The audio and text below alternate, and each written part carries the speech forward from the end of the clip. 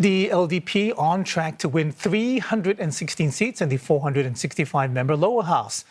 It's not just a majority, but a two-thirds majority. It gives Ms. Takaichi's party the power to pass bills that have been rejected by the upper house and also to propose amendments to the nation's constitution. This is the first time since World War II that a single party has secured a two-thirds majority in Japan. The result comes as the country grapples with an aging population, rising cost of living, and strained relations with China. But for more, we are joined by Kurt Tong, who's a managing partner of the Asia Group, also former U.S. ambassador for APEC, and he's joining us this morning. Good morning. Good morning. Welcome. So it looks like Ms. Takaichi's gamble has paid off in a spectacular fashion. Firstly, I just want to get your initial thoughts and reaction to her, what seems to be a landslide victory. It really is a landslide victory. In fact, given the heavy snows in Japan, you should probably call it an avalanche.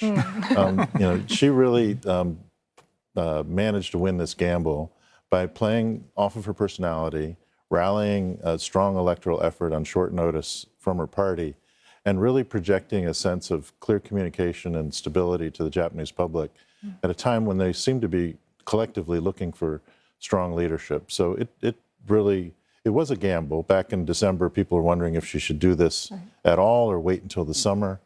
This has very much paid off. Ambassador Tong, some believe that what will emerge from this avalanche, if you like, is a slightly different Japan. I mean, we know Japan is a very tradition-bound, very formal procedures in place. But given the margin of this win and what we know of Ms. Takaichi, are you predicting, if you like, or projecting an LDP in a Japan that's a bit more assertive going down the road? I think assertive is a good word, but first and foremost, assertive domestically in terms of consolidating control of the diet, check that box. Now her first job is really to show the Japanese public that she's listening to their concerns about inflation and taking some moderate steps to ease the difficulties surrounding inflation for households. That is the number one issue. Beyond that, I expect that she'll be working very assiduously on expanding the defense budget. A lot of that is to be spent in ways that people generally don't think about as power projection, but more areas around where there are gaps in Japan's security. Cybersecurity is a very important issue for Japan. They're lagging behind in cybersecurity. Expect major investments there. Some other key infrastructure areas surrounding defense. And then in terms of her work towards the region, here we are in Singapore, I would expect that she'll take an early trip to the region to both express Japanese enthusiasm for showing leadership region-wide on areas where a middle power can make constructive contributions. I mean, she's from the school of thought, the Abe Shintaro school of thought, her mentor and role model. And remember, Abe was not just the person who revived Japanese defense capabilities and found a way around the Constitution to become a more normal country in terms of power projection. He's also the person that kept the Trans-Pacific Partnership alive after the U.S. pulled out. So I'm wondering how you think Japan's neighbors, we know the reaction from Taiwan, we can guess the reaction from Beijing. Right. But what about everyone else? I mean, particularly those who may have had post-war histories with Japan. Sure. So first and foremost among those is the Republic of Korea. And the current Korean president associates with the liberal camp there, which traditionally has been more skeptical of Japan than the more conservative camp. He made a special point of visiting to see Mrs. Takaichi in her hometown, play the drums together, just days after his successful visit to Beijing.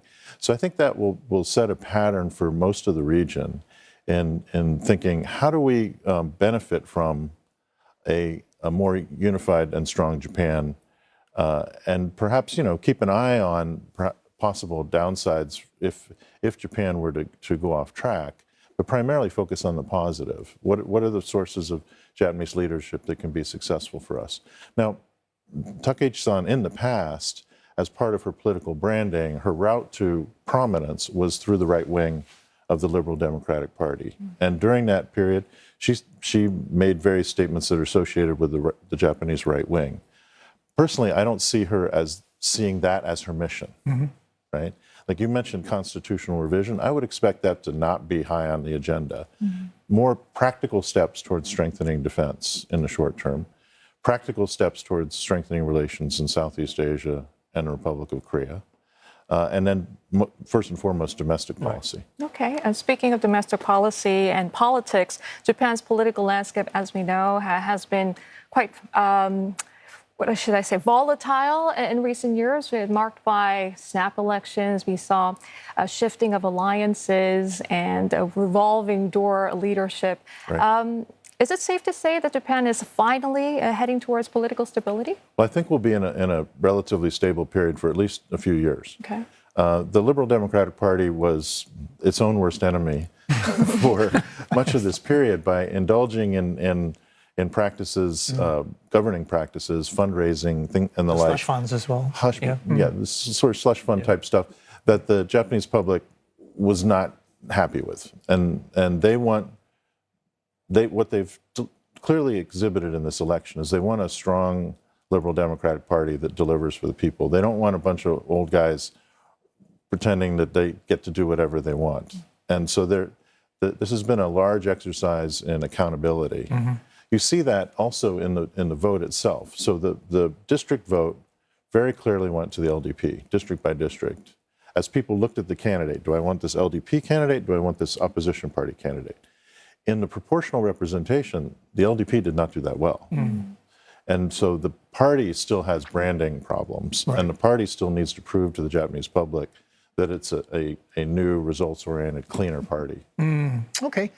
While we're talking about the trust of the public, I want to ask you, you're a businessman as well. So yes. I'm wondering, what do you tell your clients and others that you consult with about Japan's debt levels, for one thing, you know, and its plan to cut taxes? I mean, Japanese government bonds, and we've seen the yen, weaken as well in response. I mean, what do you say to them?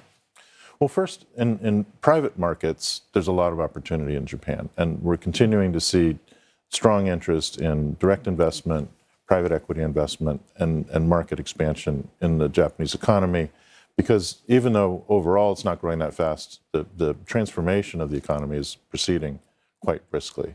For the financial markets themselves, it's a mixed picture. So the markets are looking to see what happens on inflation, what happens on short-term fiscal outlays. The short-term fiscal outlays, the stock market will be great. We like this. Bond markets will be, we're not sure. Yep. And I expect it to be a we're not sure kind of reaction. Underlying this, the Bank of Japan is rock steady. The current governor, who I know personally, is not to be intimidated by politics or anything else. He's going to do what's necessary for meeting his goals on inflation. So overall, you sound pretty confident that I am. will be okay. I would say over the long term, though, markets will also be looking, what about the debt level? Because some prime minister, sometime, and it could be this strong prime minister, does need to figure out how to fill some of that gap by raising taxes eventually. That has not, no one was saying they're going to raise taxes to the Japanese public in this election, but it's going to happen sometime, and the markets are looking for some hint of that long-term fiscal responsibility. Okay. Well, she's given herself some room. She says 2 years of consumption. She's got some time. Okay. Thanks, Ambassador Tong. Appreciate it. Thank you. And that was Kurt Tong, Managing Partner of the Asia Group and former U.S. Ambassador for APEC as well.